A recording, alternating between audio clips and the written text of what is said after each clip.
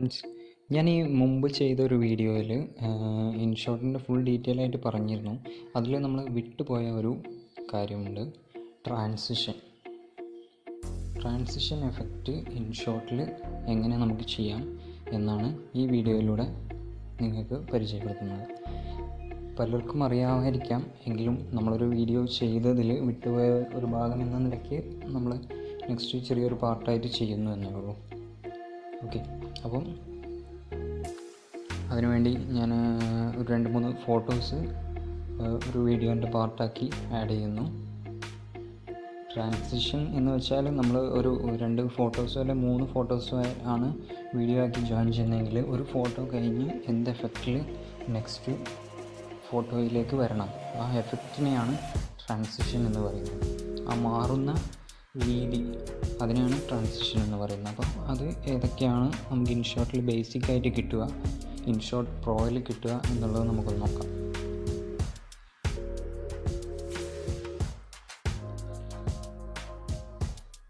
ഇപ്പോൾ അതിന് സെലക്ട് ചെയ്യാൻ ഞാൻ ആരോ മാർക്ക് കാണിച്ച പോലെ അതിലൊന്ന് ക്ലിക്ക് ചെയ്യാം.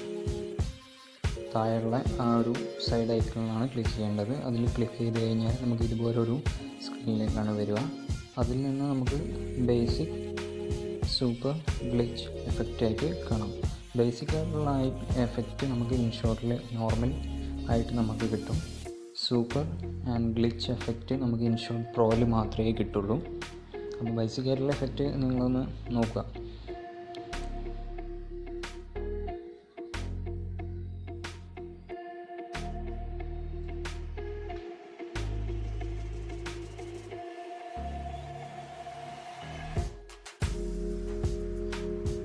ഇനി സൂപ്പർ എഫക്റ്റിൽ വരുന്നതാണ് ഇതൊക്കെ ഇൻഷോട്ട് പ്രോ ആപ്ലിക്കേഷനിൽ മാത്രമേ നമുക്ക് അവൈലബിൾ ആവുള്ളൂ.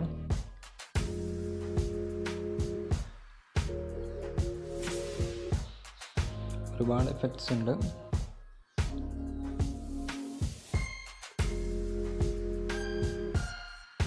അപ്പോൾ നമുക്ക് ഏത് എഫക്റ്റാണോ വേണ്ടത്, നോർമലി ബേസിക് ഒന്നും നമുക്ക് ഏത് രീതിയിലുള്ള എഫക്റ്റാണോ വേണ്ടത് അത് നമുക്ക് സെലക്ട് ചെയ്യാം. അത് വെച്ച് ഒരു ഫോട്ടോയിൽ നിന്ന് നെക്സ്റ്റ് ഫോട്ടോയിലേക്ക് നമുക്കൊരു എഫക്റ്റ് സെലക്ട് ചെയ്തു. അതിന് ശേഷം വരുന്നത് 1, 2, 2-ന്ന് 3ലേക്ക്, രണ്ടാമത്തെ ഫോട്ടോയിൽ നിന്ന് മൂന്നാമത്തെ ഫോട്ടോയിലേക്ക് മറ്റൊരു എഫക്റ്റാണ് വേണ്ടതെങ്കിൽ അത് നമുക്ക് അങ്ങനെ ആ ഒരു രീതിയിൽ നമുക്ക് സെലക്ട് ചെയ്യാം ഓരോന്നും. ഇത് നമ്മൾ 2 വീഡിയോസാണ് സെലക്ട് ചെയ്തിരിക്കുന്നതെങ്കിൽ അങ്ങനെയും ഫസ്റ്റ് വീഡിയോയിൽ നിന്ന് നെക്സ്റ്റ് വീഡിയോയിലേക്ക് ട്രാൻസ്ഫർ ചെയ്യുന്ന സമയത്ത് ഏതൊരു എഫക്റ്റ് വേണോ അത് നമുക്ക് സെലക്ട് ചെയ്യാവുന്നതാണ്. നമുക്ക് ഓരോന്ന് സെലക്ട് ചെയ്യുന്നതും നമുക്ക് ഏതാണ് സെലക്ട് ചെയ്തിരിക്കുന്നതെന്ന് താഴെ ഇതാ കാണാം.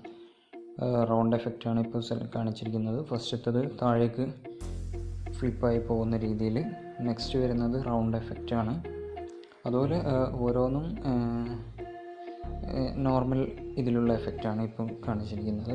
ഓക്കെ, അപ്പോൾ നമുക്ക് ഏത് രീതിയിലുള്ള എഫക്റ്റാണോ വേണ്ടത് അതിനനുസരിച്ച് നമുക്ക് സെലക്ട് ചെയ്യാവുന്നതാണ്. അപ്പോൾ ഈ ഒരു വീഡിയോയിലൂടെ നമ്മൾ നോക്കിയത് ഇൻഷോട്ടിലെ ട്രാൻസിഷൻ എഫക്റ്റ് എവിടെ നിന്നാണ് എടുക്കുക, അതുപോലെ ഏതൊക്കെ എഫക്റ്റ് നമുക്ക് ബേസിക്കായിട്ട് യൂസ് ചെയ്യാം എന്നുള്ള കാര്യങ്ങളാണ്.